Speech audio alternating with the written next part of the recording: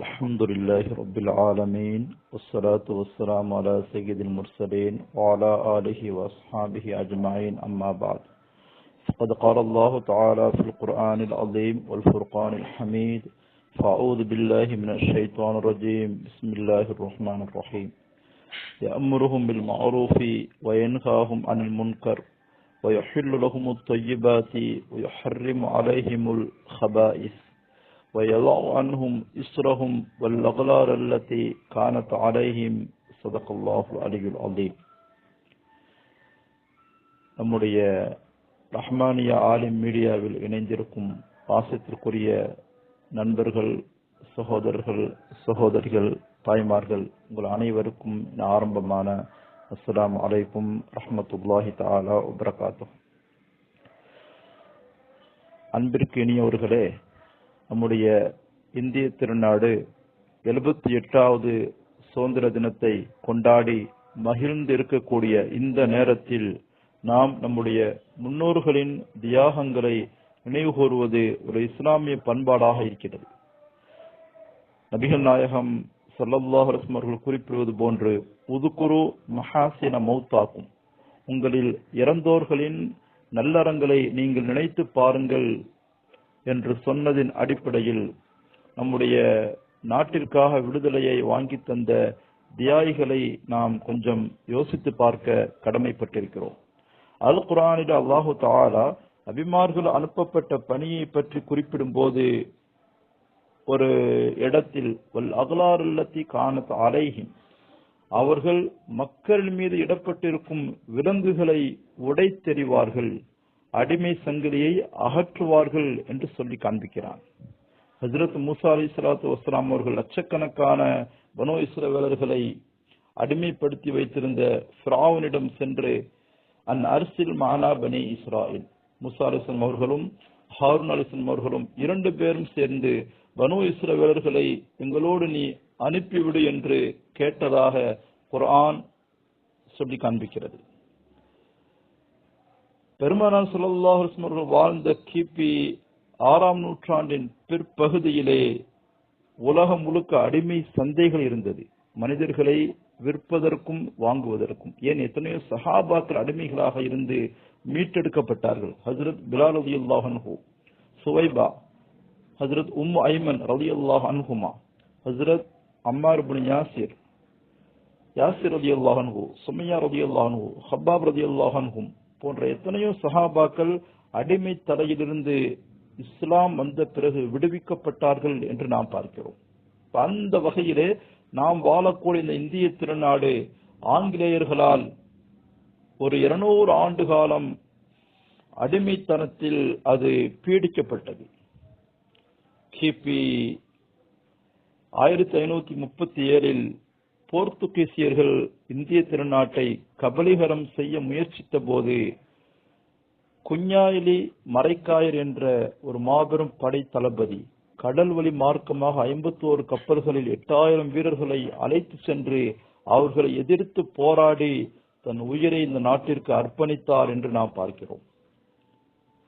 மற்ற அனைத்து மக்களை காட்டிலும் முஸ்லிம் மக்கள் ஏராளமாக இந்த விடுதலை போருக்காக தங்கள் உயிரையும் பொருளையும் கொடுத்தார்கள். குஷ்வந்த் சிங் 29/12/1975 வெளிவந்த இல்லஸ்ட்ரேட் வீக்லி என்ற பத்திரிகையில் எழுதுவார், உயிர் நீத்தவர்களில் சிறை சென்றவர்களில் தங்களின் விகிதாச்சாரத்தை விட அதிகமாக பங்கெடுத்தவர்கள் முஸ்லிம்கள் என்று சொல்லி காண்பிக்கிறார். அன்றைய தினத்தின் பாராளுமன்ற எம்பியாக கூட அவர் இருந்தார். டெல்லியினுடைய இந்தியா கேட்டில் இன்றைக்கும் இருக்கிறது 95,3000 சுதந்திர போராட்ட வீரர்களின் பெயர்களில் 61,395 பெயர்கள் முஸ்லிம்களுடைய பெயர்கள் என்று நாம் பார்க்கிறோம். அன்றைக்கு பிரிட்டன் ஆதிக்கத்தில் இருந்த 90 நாடுகளில் முதலாக விடுதலை குரலை எழுப்பியது இந்தியா. 1757 பிளாசி போரில் முதலாக வங்கத்து மன்னன் சிராஜ் தௌலா குரல் எழுப்பி போர் செய்து தன் உயிரை இந்த நாட்டிற்கு தியாகம் செய்தார். வடக்கே சிராஜ் தௌலா என்றால் தெற்கே ஹைதர் அலி திப்பு சுல்தான் 1760 மிகப்பெரிய ஒரு விடுதலை வேள்வியை முன்னெடுத்தவர்கள் தந்தையும் தனையனும்.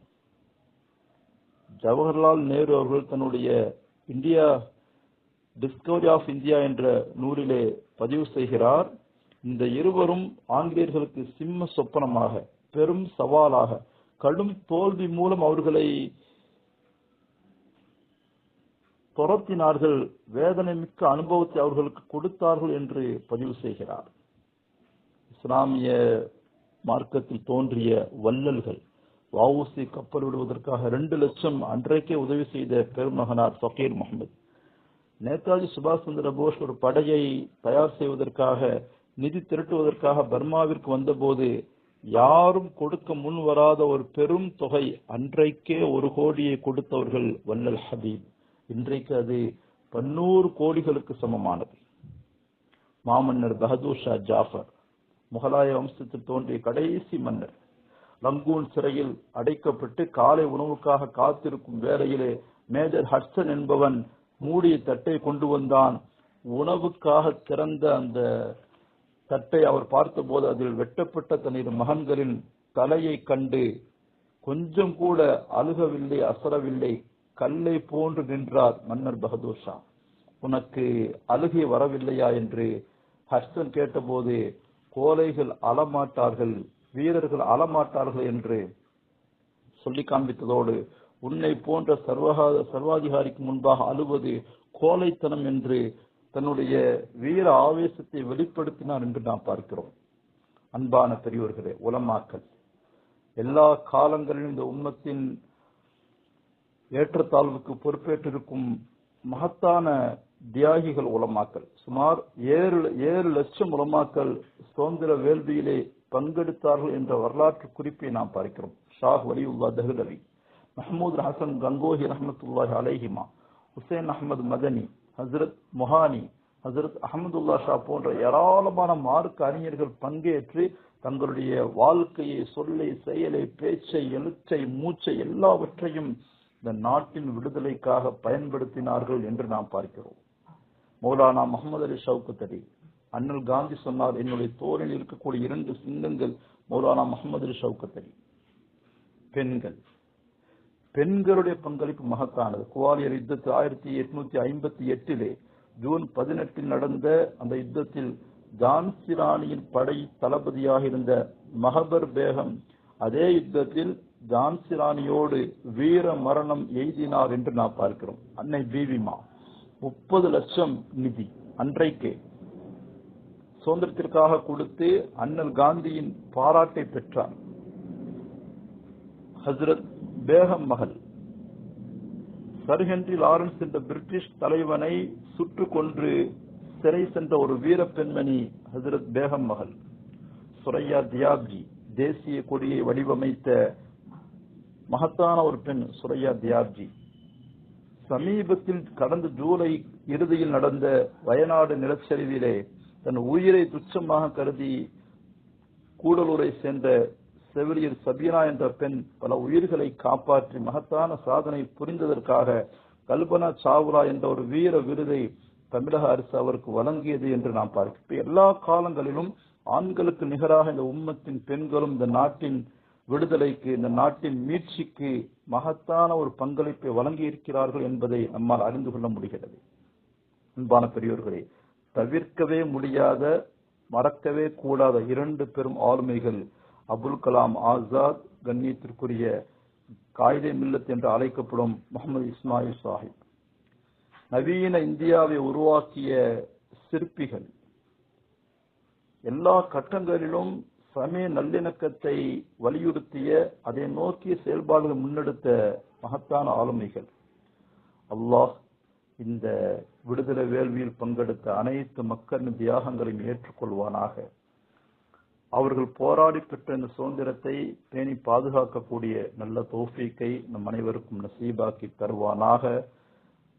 ஆமீன். வாஹிரு தாவானா அல்ஹம்துலில்லாஹ்.